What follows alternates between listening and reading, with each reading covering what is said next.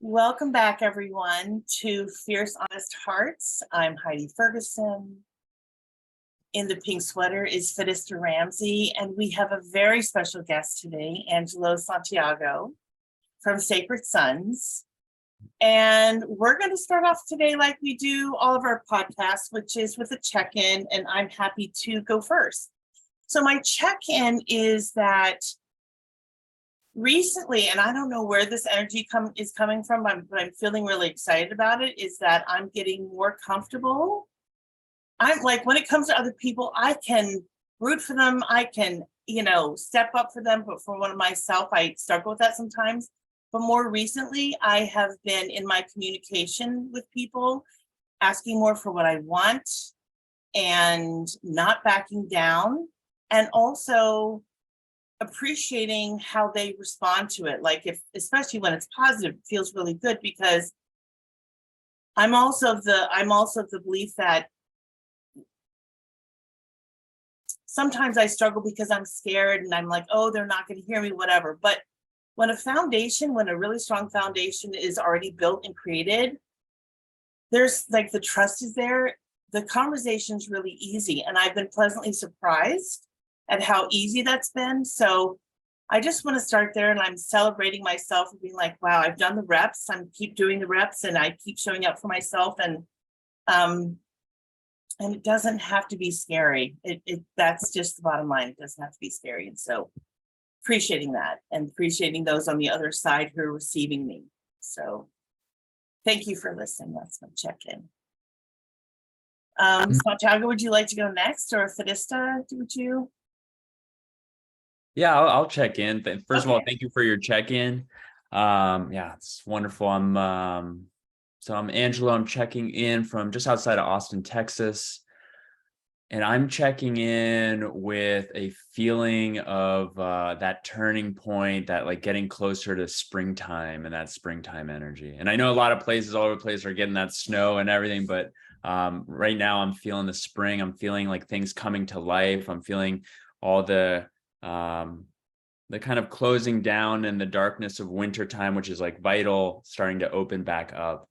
For me, that's looking like just engaging with men all over the world, really, through Sacred Sons, through the events that we're putting on personally. It's just like you, Heidi, the communication, like I'm learning best how to communicate with others, how to share my voice, how to, make sure what needs to be said is said, and know that I'm supported in that.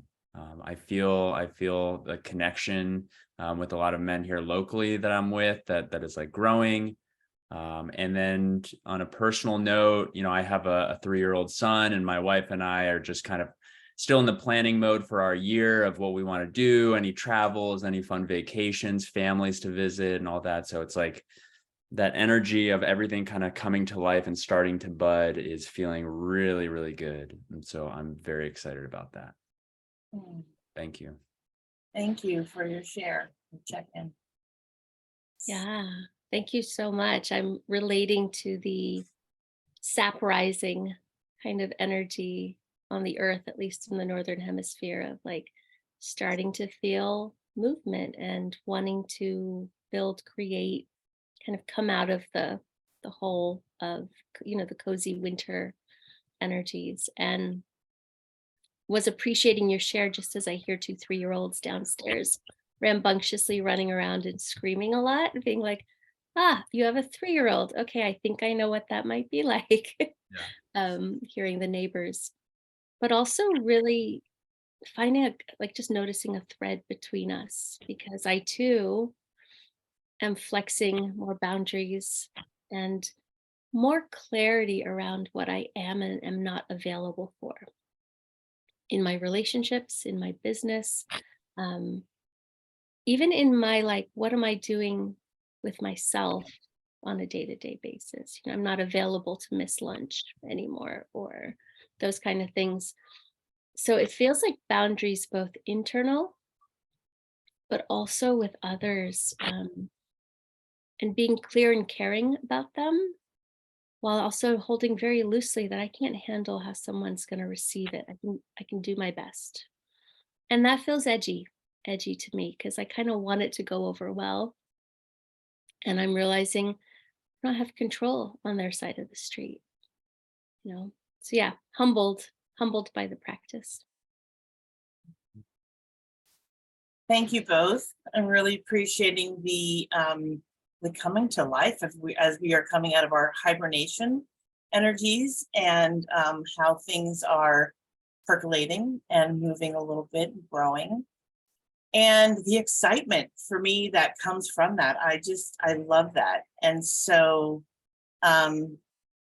which brings me to my first question for you, Angelo, which is, in this, we've been following you for a while, both on IG and Facebook and whatnot, and we see these little clips of, weekend immersions, and so I'm just curious, how long has Sacred Sons, how did it start, and how long has it been alive, Yeah. if you will?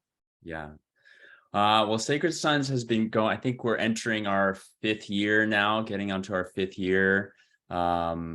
But I would say like the buds of Sacred Son that like has turned into this, has been going on for a long time, right? Like there were all those men who came before us that did this work before us, and all those,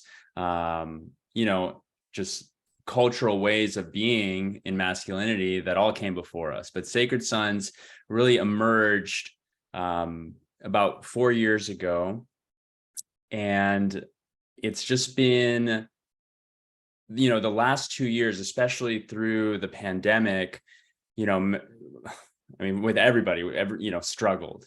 And coming out of the pandemic now, we kept operating and we kept trying to bring men together, knowing in whatever ways possible, whether it's online and in places to come together. But now, as things are starting or are now opened up again, it's like the desire for men to come together has just emerged and just amplified tremendously. And so, it all began as sort of small men's circles, and then starting to realize like, okay, where are men at? And even some of the early stuff was like, where are families at? Where are men and women at together? But then we started seeing that like, oh, the men need a space of their own to come together and be witnessed by other men, to do the work, to really connect to each other, so that then they can go home to their families, to their communities, to their loved ones, and show up, in a more whole way. And then the families can be brought together. And that's kind of like the greater vision, right? We also have like a youth program for young men, 11 to 19. And so it's like, it's all coming together with like this greater vision beyond of like, cool, how can all the communities, men, women, children, everybody come together to have these experiences together. Yeah, thank you. We've been curious about the origin story a little, and I really appreciate hearing that there's a lineage, right? There's people who have planted seeds before you guys, and you are part of a movement. I'm going to say a mission-based business and a movement that is doing something for the youth, which I'm really touched about, and many generations of men, because that's what I'm seeing in the videos. Is doesn't seem to be just one crew. Right. And my question for you, I'm very curious if you wouldn't mind sharing, what was your download of masculinity as a boy? And then how's it different for you now? Yeah. Oh, that's like a heart question right there. Because you touched on like the generations, right? Like this all goes back generationally. And for me personally, my story is unique. And at the same time, in sharing my story, I know that a lot of other men can relate to aspects of my story. And that's the big part of us coming together and sharing our stories. For me, I was originally born in Brazil. So, I was the youngest of 3 children. My dad and my mom were all like extremely hard workers, like very intellectual, very motivated, and worked really hard, and actually moved us from Brazil to the United States because for their vision, it was all about, education and prosperity and having a better life for their children, which as a father now, I completely understand that motivation.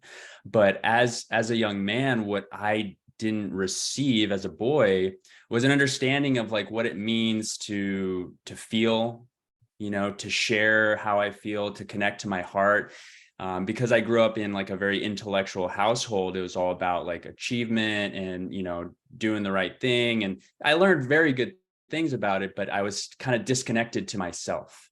And I was encouraged more to concentrate on my grades and college and what work I got into and all these things. So it was like very progress driven, and it lacked a little bit of like the slowness that's required to tap into, just your heart.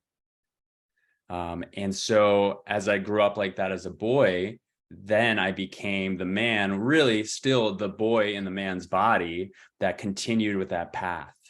And my wife and I now this year we'll have known each other for 20 years, which is when we met in college. And so I've known her pretty much half my life. And when she met me, like I was still that boy. And throughout our long relationship, like I struggled to really show up for her and to be that man that I know that she was desiring. And, I fell into all sorts of pitfalls of addiction and just checking out, numbing out, doing all these things that were keeping me away from really feeling, because I wasn't comfortable with it. And I started hiding all those aspects of myself that I didn't want to see, that I didn't want to show others, and started building up all these walls, right? And on the outside, everything looked great. On the outside, I had a good job. I had a nice place where I lived. I was, intelligent. I was funny. Like all these things on the outside on paper look great. And that's kind of like the social media world that many people live in now, right? It's just how we project ourselves out. But on the inside, I just wasn't even there. I was like totally checked out.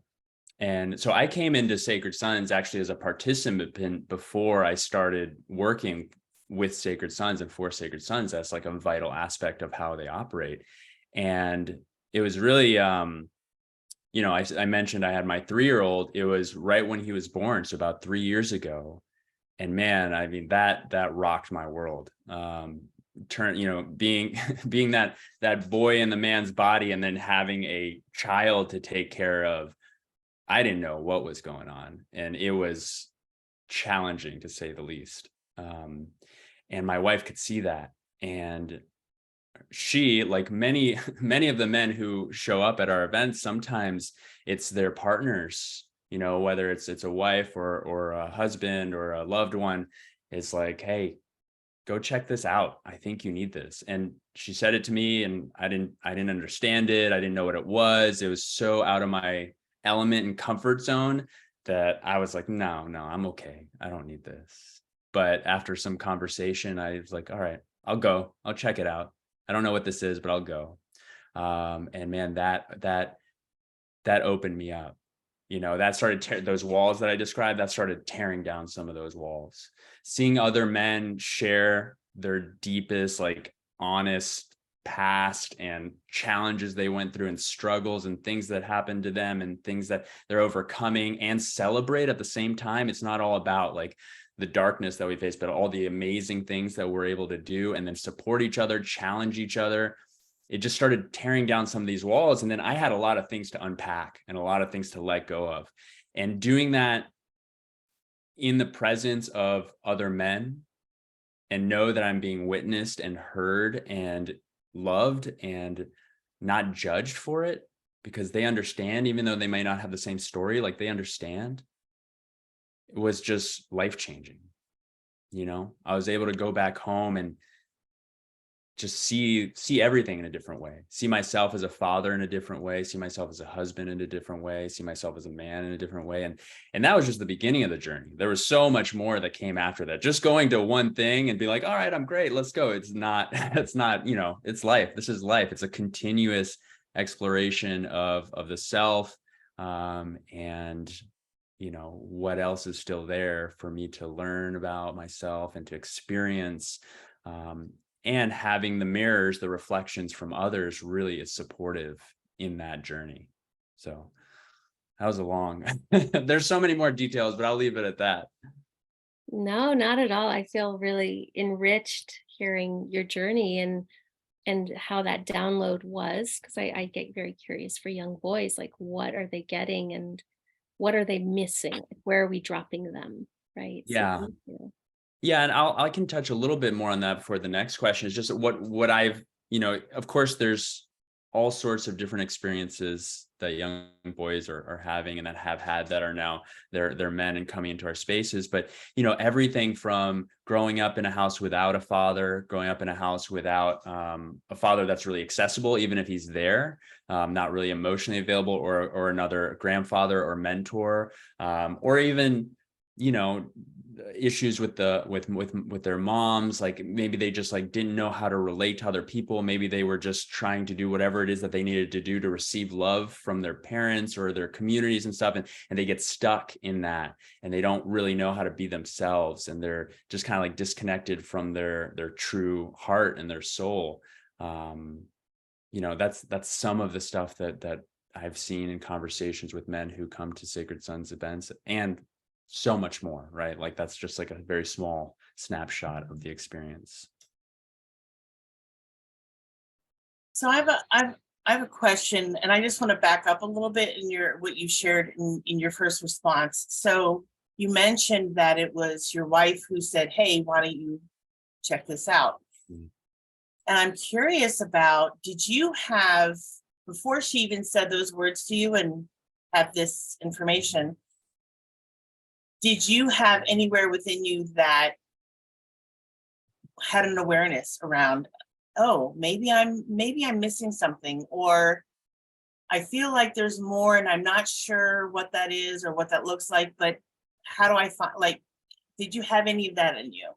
Yeah, that's a great question. And for me, the answer is yes, but it wasn't strong enough to motivate me to change. It was like, it showed up as like a sadness or a depression or even like an anger. Like, I was like, parts of me was angry at myself. Parts of me was sad at myself for not being fully available. And yet, since I had the practice of not feeling sadness or anger or, guilt about any of my actions, like I could not respond to those emotions that were in me that were trying to get my attention. I was fully disconnected from my heart to let it lead me. Right. I could rationalize that, like, well, I just feel that way. Like either I'll do something that'll make me happy so I don't have to feel that way, or I'll do something that'll completely numb me out from the experience of feeling, or I can make up a story that like, oh, this is just how life is. Right. Because I didn't know anything else. So part of me definitely knew it, but the other part of me that like was running the show, that was on the like autopilot of like, this is how life is supposed to be, it was just in control. And one of the great things of having men come to these events, that especially what we like our EMXs, which are like 4-day events where you're out mostly somewhere out in nature, so you get to put the phone away. It's like it interrupts the entire pattern of your life where you think like, oh, I'm just going through the motions. And it's just like, no, like we're not doing any of that. We're here. And that is like a huge just shift that allows that part of the self that's in control of like, oh, I'm just going to go through the motions, to being like, it's almost a shock. It's like, what's even happening right here? And that's enough to kind of stir things up and be like, wow, what am I feeling? Like, what's going on? So, yeah. So I've been in this personal growth community for since 2006. What's it? Like 20 years. And I initially did the workshop, and then I've gone back to volunteer to support the facilitation of it at least 20 times. And why am I asking this question? Anyway, so my question is, is the format for these immersion weekends the same, or is it just kind of an organic thing? Like, I'm assuming there's a structure, but I don't know. So I'm curious, because in the workshop that I've done, there's a very strict structure. We stick to it. It's timed and all that kind of stuff. And so I'm, in 4 days, there's a lot that can be unrevealed and uncovered, and all whatever metaphors you want to use for that. And so I'm curious, yeah, is there a structure to it? Do you ever veer from it a little bit, or is it pretty much the same?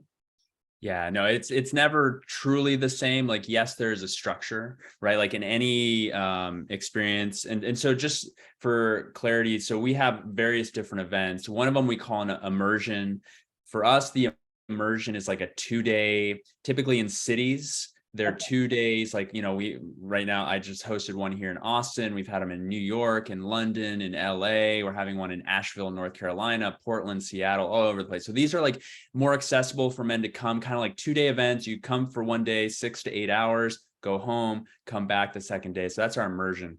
Then we have what we call our embodied masculine experience, EMX, and that's the 4-day event that's out like camping or in like shared dorms. Meals are included. It's more of like an outing kind of experience. And we have a lot of those. And then there's even more that I can share more about later, but just to share on all of these experience, there's like both the masculine and the feminine dynamics. Like the masculine is going to hold that structural piece. Like, men need to know, like, when are they showing up? When is the opening ceremony? Like, what time are meals? Like, when are we going this? Like, at this phase, we're going to switch into this kind of experience. And it's not so tightly held that it doesn't allow for the immersion, the emergence of whatever needs to come up.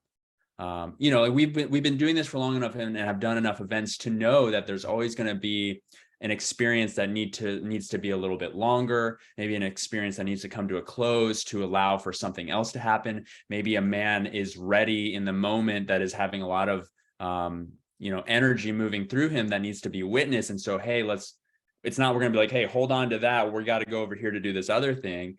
There's a flow to it. The way I like to see it is that when men are so used to being in their masculine energy, in their like, I need to know what time it is, where I am, where I'm going, how to get there, how things are going to be structured, that when we come to an event together, we take care of that structural piece. And we don't give men schedules. We don't tell them what we're going to do. We just want them to be very present in the moment so that they can release control or believed control, right? Perception control of what's going on, and just flow and be more in their feminine, be more in their heart, be more in their flow, to just experience it. And that is a super big challenge for a lot of men. Like I deal with a lot of the communication with participants, and a lot of them want to know, like, oh, what are we doing on this day? And the mystery of it is important because, we want to let them know that, like, hey, we're just going to kind of go with it. So it's a blend. It's a blend of both, of structure and also allowing things to emerge as they need to emerge. Thank you for sharing that. I'm feeling a lot of tenderness hearing that the feminine is invited, right, into this flow of a masculine embodied kind of experience. And because we're talking about the feminine, I'm curious, even in your story, which I think a lot of men can relate to, the download you got growing up, how did that impact how you could relate to a woman, in this case, your wife? Yeah. How did that sort of block or impact relationship? Because men have to then go into life and potentially do relationship with a woman in some cases, right? Yeah, absolutely. Yeah, I'm happy to answer that. And because for me, it was super blocked. I didn't, the generation that came before mine, they had their vision of what it meant to be a man, what masculinity was. And so then they took it and then they passed it on to us. And now we are experiencing it for ourselves and choosing how am I going to pass it on to my son? How am I going to share with him and show him, not tell him, but show him in my presence, in my embodiment, what it means to be a man. And so, I grew up in a household where it was still very, the ways, like, my dad just worked. He worked and he worked and he worked, and like he was there to provide financially for the family. And then when he would be going to work before I went to school, and he would be coming home like right at dinner for us to sit down for dinner, for them to go to bed. And then on weekends, it was like his time alone to relax and not to, really let him do his thing, read the paper and watch the sports game. And he, he wasn't totally checked out. He was very caring and supported me in all the things that I want to do. But like, that's kind of like the energy that I got, is like, oh, I have one very specific role as a man in relationship, in partnership, in a marriage, as a father, is to be the provider. And like, that's all I really have to do. And if I do that and my family is safe and we have what we need, then like, great, there's nothing else that I need to do. When the reality is like, that is not true at all. That is like a very, it's an important, and yet there is more, especially for fathers, right? And so growing up as a young man, I didn't really understand where the like connection for me with women really fell. Like I didn't understand what it, for like how to be with a woman's emotions, like how to just like witness and hold space and listen, like men are typically in that like fixing mode. And when something was going wrong, like all I wanted to do was to fix it. And when something was going wrong and I wanted to fix it and I couldn't fix it, then either I felt like, oh, I'm not good enough, or like, well, I'm out of here, kind of energy. So it was really challenging because I thought either I like was doing it wrong, or I didn't know what to do, or, maybe it's their fault, not my fault. It was just like all confusing and I didn't really understand it. So yeah, it was challenging. And even now, I'm not going to lie, it's like, even now, like we're adults, we're both very open, our hearts are open, we're connected, and we still have challenges, of course, like any relationship, whether, that's in marriages and partnerships and friendships, in family, like there's always going to be some challenges, and there's always learning opportunities and all of that. Thank you. So I'm curious about the after. So once a youth, or I don't know what the youngest is, but once a youth or a young man or whatever age goes through either immersion or a 4-day weekend, what is the follow-up support? Like, because I have been parts of things that had gone on for a few days and there's no follow-up support. And talk about feeling naked and alone, like that's really, that's really scary. But when we've done a big piece of work like this, it's nice to have something that kind of holds and solidifies. So I'm just curious if there's anything in place and what that looks like. Yeah, absolutely. When men, and so the youth program is very different. I'll touch on that real quick. Our youth program is for young men from 11, they go all the way to 19. And those aren't like individual events. That's like continued connection, online support. Like it is like a program that's run continuously that also offer in-person programs for those young men and boys who are in that program, and they come together, and it's always continuous. Like those for sure. It's like an always hands-on, supportive experience. For our other experience, our experience for the men, what we do is we bring them together, we show them the possibility of what brotherhood and connection and confrontation can look like together. And as we close our events and as we close our weekend, we stress the importance of continued connection. And so we stress that it's like, find somebody here that you connected with. Get their phone number, right? Make a friend. Have somebody that can be your accountability partner on something. Have somebody that you shared something that I'm going to go home and I'm going to go do this. Make sure you call that person and tell them you did it, or call them and say, I couldn't do it, I really struggled, and have them be there to support you and get back on track. So one, we stress the sovereignty of each man to really empower themselves to bring more connection and brotherhood into their life. That's a key point. And I have, from the very first Sacred Sons experience, like I still am connected to so many of those men. One of them is like my best friend, and he's all the way in Los Angeles. I'm here in Austin, and we connect on the phone regularly, because that's important. And we know that like some men struggle with that. picking up the phone and making a phone call. Maybe that's out of their comfort zone. So yeah, we do offer like an online integration offering for after our events so that men can stay connected. It's facilitated. So there is, again, some structure, and it's kind of like continued work. It's following up on like, what did you experience? What are you taking away? You know, if we showed you maybe like a morning practice that really lit you up and opened your heart in the morning, are you still doing that? Can we hold you accountable? Do you want to keep doing that? You know, things like that. So there's integration that we offer for our events. And then we invite men to always come back. It's not like a one and done thing. You know, I went to my first event I went to is an event called Convergence, which is once a year, big event. The last one we had was over 400 men, and we had grandfathers, you know, sons, grandchildren. Like we had the Sons Youth Program there too. So it was beautiful. So I went to that one. Came home, I thought everything was great. And then within a month, you know, there's this expansion. And then within a month or so for me, then there's this contraction of like, oh, life is back.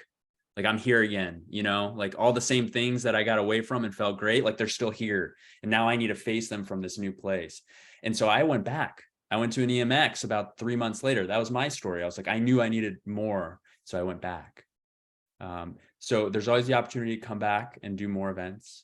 We have a leadership training offering that it's like a whole pathway on if you're ready to lead yourself, then we deepen into relationship and teach leadership modalities and experiences to have men that go through our leadership training. I know I did this, and a lot of other dudes will start small men's circles in their own community, or even connect with their friends and start those circles together. And then there's ways to keep engaged in supporting Sacred Sons, whether they want to support as staff, like kitchen staff. We have what we call the Wolf Pack at all our events, which is the men who, you know, help support the participants, make sure that things are cleaned up and organized. And then ultimately you keep on that pathway and you can come back and be a support facilitator at our events and, you know, support the leads and the co-leads and a team. So there's continuous offerings of way to keep showing up within Sacred Sons. And we understand that for some men, they come to Sacred Sons and that's enough, and they want to go and experience in their own communities. And we're totally in support of that. It's not like we want you to like stay in this Sacred Sons ecosystem. Every man is always invited to be here. And yet we understand if like other callings pull you in different directions. And of course, you know, current time in life and families and kids, and it's like it's challenging to always be in person. So, you know, we try to really keep the community tight. We like to call it the brocelium, which is like the mycelial network. You know, it's always stay connected with a few people that are connected to other people that are connected to other people, and it's like we all, wherever we are in the world, are all connected in that way. And then for our immersions, which is those 2-day events that we have in cities. So like about 3 weeks ago, I hosted one here in Austin, and we just created a group on a chat group of every man that's in there. And to this day, all the men are still in there and be like, hey, I'm going to this thing tonight. Does anybody want to come? Or I'm hosting this breathwork event. I would love to see some of you guys there. Or like, I'm going to this concert, you know, as a way to just connect. Or I'm going to go work out. Or like, hey, I'm struggling. You know, like I just had this really hard conversation with my partner, or I just got fired from my job. I don't know what to do, you know, and men are there to support each other. So we're not here necessarily to be the ones holding the connections between everyone. We do our part, and we empower men to do this for themselves, because ultimately for the long term of their entire life, we are, you know, trying to build men to be that sovereign masculine and take leadership of their own life. Hell yes to that.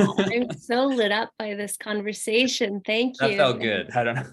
Yeah, and thank you for, you know, I really do believe that in many ways our society drops, well, all of us, but I feel particularly tender towards boys and men, and how that then impacts relationships and, you know, all the things I see as a relationship coach. And something you said has me curious. If you were able to explain the trajectory of two different men, right? The one who doesn't do the work in any shape or form, be it Sacred Sons or, you know, other men's work, and the one who can get to a place of open-hearted vulnerability, the willingness to say even, hey, I'm struggling, and reach out to the brotherhood. How would you describe those two trajectories? Yeah, that's a beautiful and extremely challenging question. But I think about that for myself, so I can use myself as an example. And and I can live in this headspace of like, oh, what if I didn't? Here's like all these terrible things that could have happened, right? I don't know the reality, but what I do know is where I was, if I had kept going in the same way that I had went. And this is what did it for me, by the way. This is what like broke it all down for me when I was at the Sacred Sons experience, is I had this vision, this realization that if I don't do this, my son is going to be the one doing this. Like if I don't do the work right now, my son, I was literally, my awakening, if I want to call it that, which I do, is I was at this convergence, and I was in this circle of men, and there was a man in the center just pouring his heart out. And I watched him, and parts of him, is like physical features. Even though my son at the time was only a year and a half, I could see my son in him. And the second I saw my son in him, I realized like, wow, if I don't do anything, that's going to be my son in however many years. That he was in his early 20s. So it's like in 20 some years, he's going to be there. And where am I going to be? Probably not in his life. So that's how I play out my story, is if I didn't show up, if I didn't do the work, if my wife, God bless her, like didn't have the courage to like call me into greatness, then we probably would not be together. I don't know what my relationship with my son would be like. I don't know where I'd be. I don't know what I'd be doing. Probably doing the exact same thing I was doing before, right? To answer your question, I would say the man who chooses to just do nothing just stays in the same trajectory, in the same pathway. And depending on where they are, like how okay they are with that, then they'll just live an okay life. And if they're in struggle, and if they're in addiction, and if they're, they'll go to their rock bottom, whatever that is. And then who knows where that leads them. For some, that's enough. That's where it takes them. And for others, like, who knows? And then for men who choose to do something, it just gives them that added responsibility. Like they show up to life with a responsibility of how they want to move through their own life, and what changes they want to make, and how they want to just, I don't know, how they want to live, how they want to, be fathers, be husbands, or just be a man. This work isn't just for fathers or those in partnerships. Like we get men of all age ranges, of all backgrounds, of all stories. Men who have been incarcerated to men who are police officers, men who have been hurt by their parents, men who have not had parents growing up, right? Men who, I don't know, I could go on forever, but ultimately that it's just all walks of life, and we all come together realizing that there's more. And I'll speak for myself. When I walked into that container, I wasn't expecting for what happened. It's not like I get to experience all these men who like, I know I need to be here. I know I need to do this. And I'm just like, I'm so just in awe of these men who are hearing the call for themselves and showing up. For me, I was just doing it because I was like, all right, whatever, I'll give this a shot. Let's see what happens. And probably that's why it blew my mind so much and blew my heart wide open, because I had no idea what I was getting into. But yeah. Wow, thank you. Mhm. I feel really moved hearing you, envisioning your son having to do the work that maybe you wouldn't have, and the load on him, and obviously the tendrils of impact from that. That feels powerful. Yeah. And Heidi, I know you've got at least another question going. I do. So when I hear sacred sons, the word sacred, for Mhm. me, there's a spiritual component. Yeah. And so I'm curious, from your own personal spiritual journey, how that has, because I'm assuming that was probably part of your life before Sacred Sons. That's what I'm making up. And if it was, how it converged and grew, just blossomed into something even greater in your own life. Yeah. I think and again, I'll share my experience is that I would say I grew up in a household that was almost entirely atheistic. I know my grandmother was very religious, but my parents were not, and they never really introduced it to us. And so all the way up to college, that wasn't even something I think about. Spirituality, like, wasn't even on my radar. And then just kind of like I talked about those like emotions that would like pop up, the parts of myself that were like begging to be noticed, but I like would kind of push them back down. Spirituality was kind of like that for me too. Where in college, I kind of came to my first like kind of awareness of like, what is this? Like, I don't understand it. I don't know anything about it. Let me like explore it. And so I explored it a little bit, but then I was like, no, I pushed it back down. So I kind of went through these, and then I went through, after college, I went and did a whole lot. Like, I'm big into service. Like, service is like my love language, basically. It's in being service to others. And so after college, I went back to Brazil and traveled a lot and did a lot of volunteer work and spent months down there. And in that, I started the spirituality started to come back in being like out of my normal experience. So again, like, my spiritual journey has been up and down and up and down and up and down. And kind of when I was at like my lowest, like I was back to that atheistic, like non-believing of anything, of just only the material, all I could see and touch. That's all I could imagine. And what Sacred Sons did is like opening up my heart. It reminded me of those aspects of myself that was craving more, an understanding of what is spirituality to me, what are my beliefs, how do I connect with whatever, whether it's God or my ancestors, Mother Earth, just all of it. There's nothing dogmatic about Sacred Sons. We do not like preach. We do not suggest that one way is right, one way is wrong. Like, if a man who is atheist come into our space, then like we honor that and allow him to have his own experience.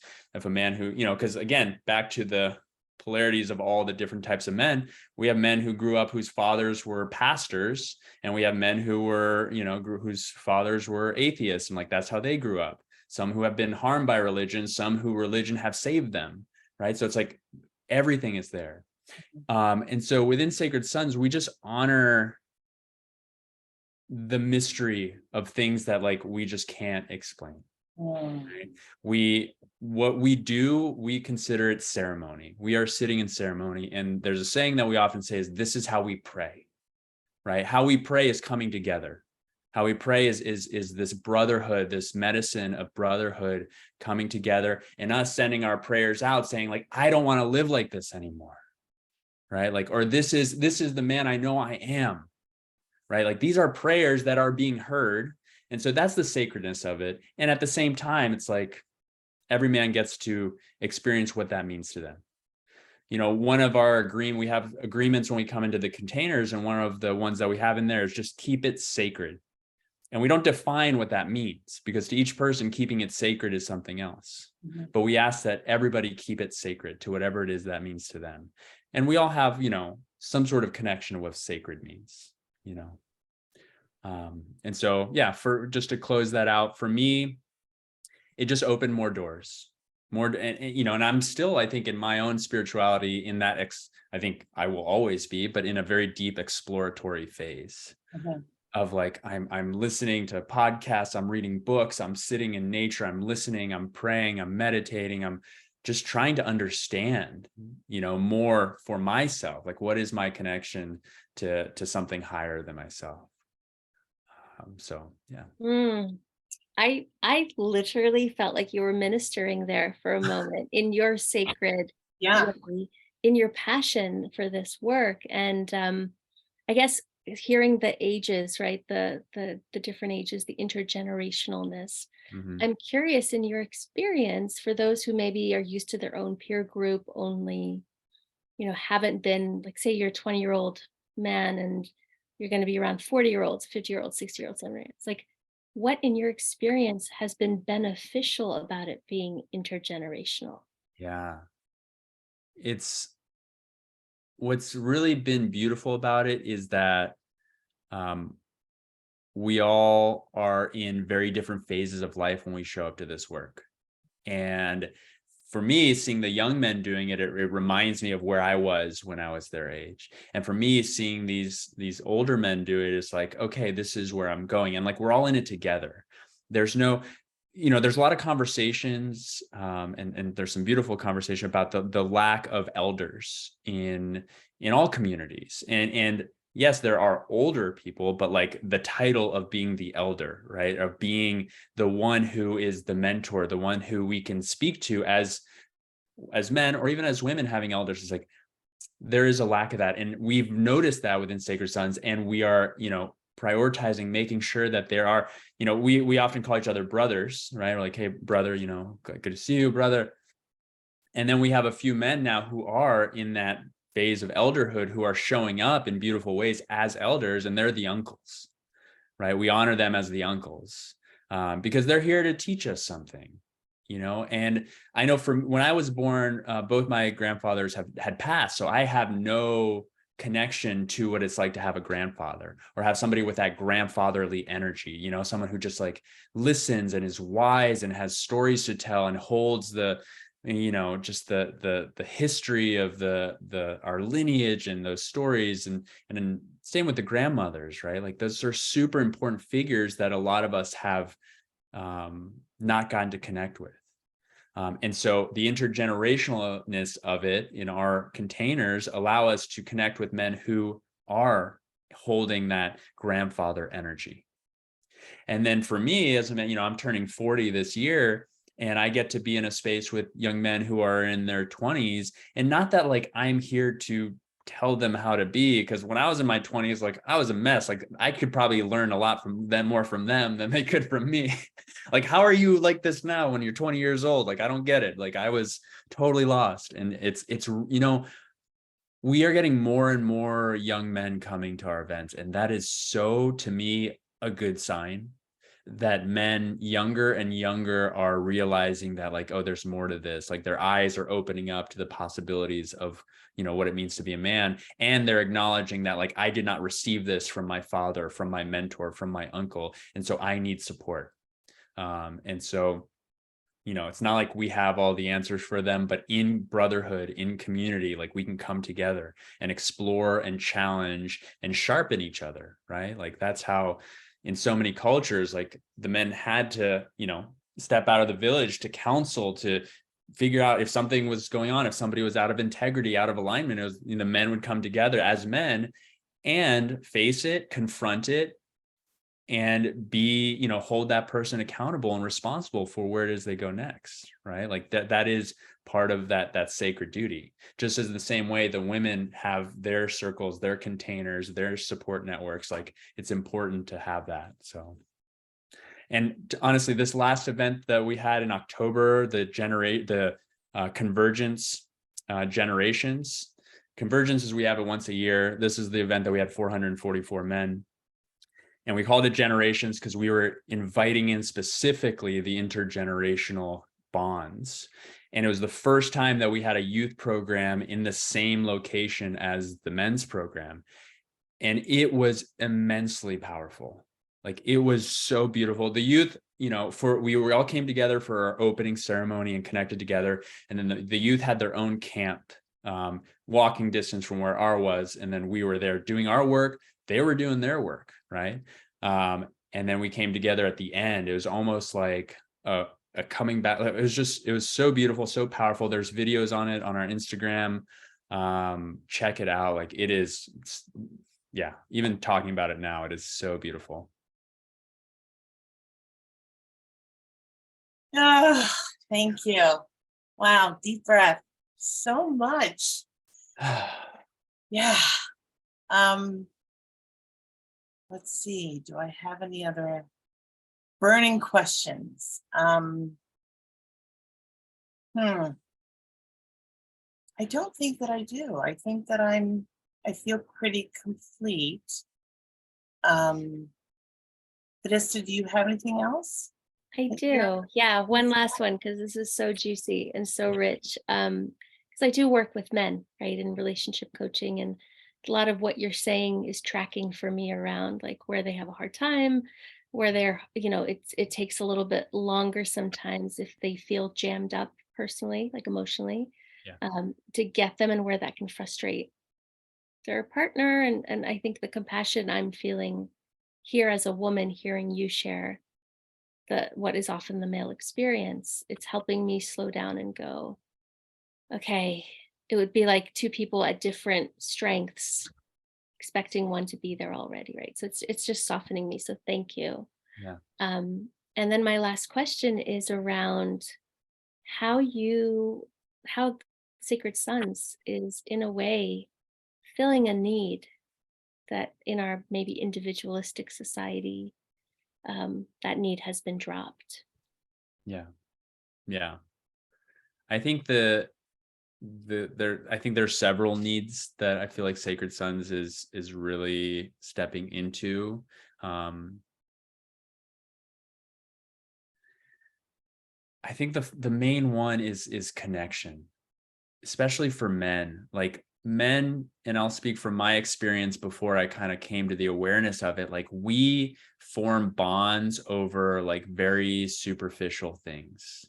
And not to say like they can't be enjoyable, like sports, right? And different activities, like those are great. But like when men come together, it's just kind of like, all right, it's very like, let's just watch sports, or, for those that drink, to go out to a bar or like do the thing, it's just like, it's like they're in the same space at the same time, but there's like a lack of connection. I think the like open-hearted, vulnerable connection is really missing in a lot of men's lives. And so I think Sacred Sons is reminding men that like it's okay to connect with other men, like it's okay to trust. It's okay to trust each other, right? It's okay to call each other into more, right? It's okay to share when you're struggling. It's not okay to live what, a lot of people call that lone wolf mentality. Like, I got this. Like I got it. This is, I can figure it out. I can fix this. I'm struggling, but I don't need support. I don't need help. It's okay to ask for help. And I think in just like, for me, the powerful experience of going to Sacred Sons was just witnessing, because I wasn't at the capacity of being able to say any of those things, but witnessing other men do it in the presence of other men made me realize like, oh, this is a possibility that I've never seen before. And so it's just opening our eyes and our hearts to these new possibilities of what it means to be in brotherhood, especially in our kind of like divided environments that so many of us live in. It's a remembrance of the importance of community in all ways, right? So I think that's like a huge need that's out there in this world. And another thing Sacred Sons is doing is making this accessible and visible, right? We're not, a lot of men's work in the past has, and still is with some organizations, which is okay, it's their choice, but it's kind of like hidden behind the curtain. It's like, yeah, this is men work, this is kind of what we do, but we can't show you. And we're not here to show it to like expose anyone or anything they're going through, but just to normalize the fact that men are hurting, that men are struggling, and the possibility of like what it looks like to come together and honor each other and celebrate each other and have fun. Like we have fun too. Like these events, you'll see, like we're laughing, we're doing, fun activities on top of doing the deep work. Because it's a combination. We can't be like just one extreme all the time. So in making it visible and accessible, we also have like scholarships that we offer. We call it a For All Men, a FAM scholarships. We want to encourage men who are struggling financially, men who come from underserved communities. Like we want to get you out there. We want to make this as accessible as possible. For men who are veterans, like we want you in here. We're even working right now we're about to launch it, is we're going to have an event that is going to be for veterans and non-veterans to come together and kind of like share the experiences of, you know, what it means for these veterans to come back into and integrate back into societies. It's not just a veteran specific event. It's for us all to come together. And for us who I'm not a veteran, but to be able to listen to a man who was and try to understand what his experience of life is, coming back and integrating back into his world, his life. So making it open, making it accessible, allowing it to be seen, getting men to trust each other again, and just being a continued connection point for each other. Thank you so much. You are such an incredible ambassador of this work, and I can feel your heart and your passion through everything you've shared with us. And I just really appreciate this idea of masculinity being something I've never thought of it, that's handed down, and then that one can shape to Absolutely. one's own accord and values and heart. That feels really empowering to me. So thank you, thank you, thank you. Yeah. Thank you. Thank you both. Thank you for these beautiful questions. Thank you for allowing me to share. And yeah, like I am, you know, I kind of, my life took such a radical shift from where I was before I entered my very first Sacred Sons container to where I am now. Like this is total devotion to this cause, because as you know, like I said, like seeing my son, like I know this work is for the 7 generations before us and the 7 generations ahead of us. Like this is changing timelines for so many families, for so many men. Like this work will have a major impact generations to come. And so that's why I'm committed to it, devoted to it. You know, that's why I show up for it.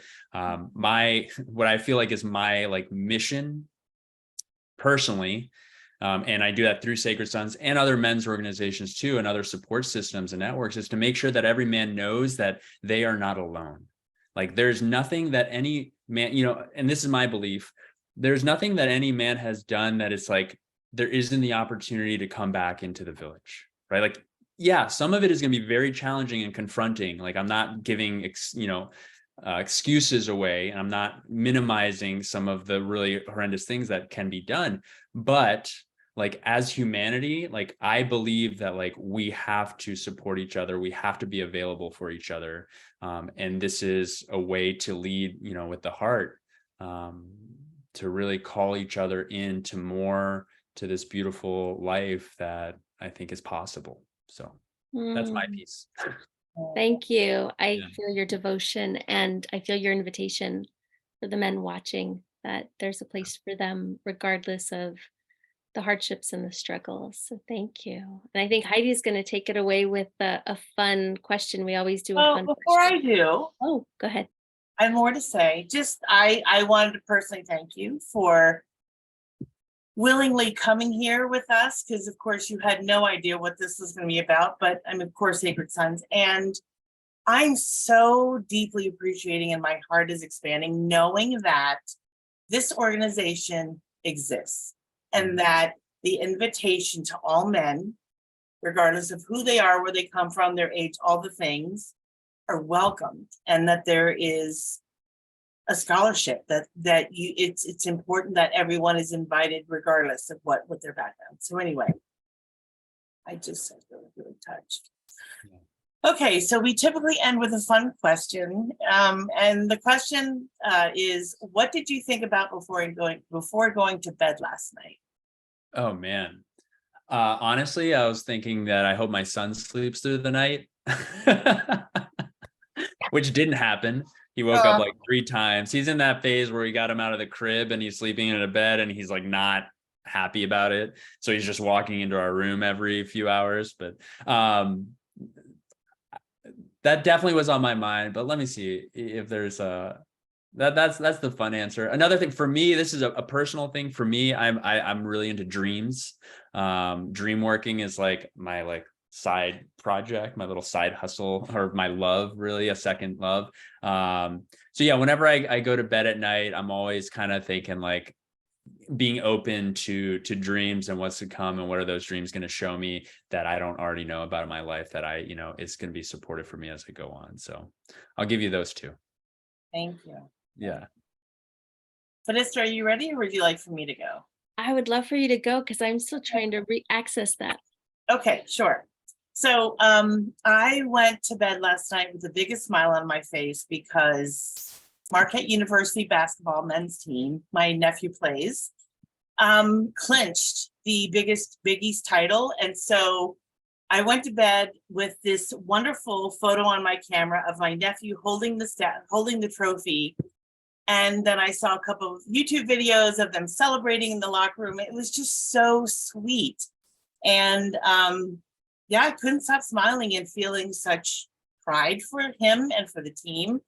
And then the bittersweet piece is that my father died 15 years ago, and he would be so very proud. And I really wish he could see my nephew in this space, in this time. So I'm really feeling that. Thank you. Thanks, Heidi. I know your father and your nephew share some of those genes. So I get why you'd also want him to see like what has happened generations down, and that love of, is it basketball, of sports, or yeah. I want to hug you. Okay, so mine is goofy, but I was thinking about baby porcupines because we had watched some videos about porcupines because I was very cranky last night. And the one thing that supports me when I'm cranky, that my partner Richard knows, is like baby animals that can just totally shift my mood. And so, the evening ended with watching a few videos of baby porcupines, and just my little dream of, like, I don't know, being around baby animals and like, where's the nearest petting zoo? I think I went to bed just really like a little kid, dreaming up about magical moments I could create as an adult. But yeah, I was like, was there anything deep? Not really. It was really just the last thing we had watched, I love that. Thank you. Thank you. Thank you to our audience for showing up as you always do, for listening, for checking us out. If you haven't yet subscribed, please do. If you have any questions, if you want to connect, I will put Angelo's information, Sacred Son's information, connected to everything here. And until next time, we really appreciate you. Thank you.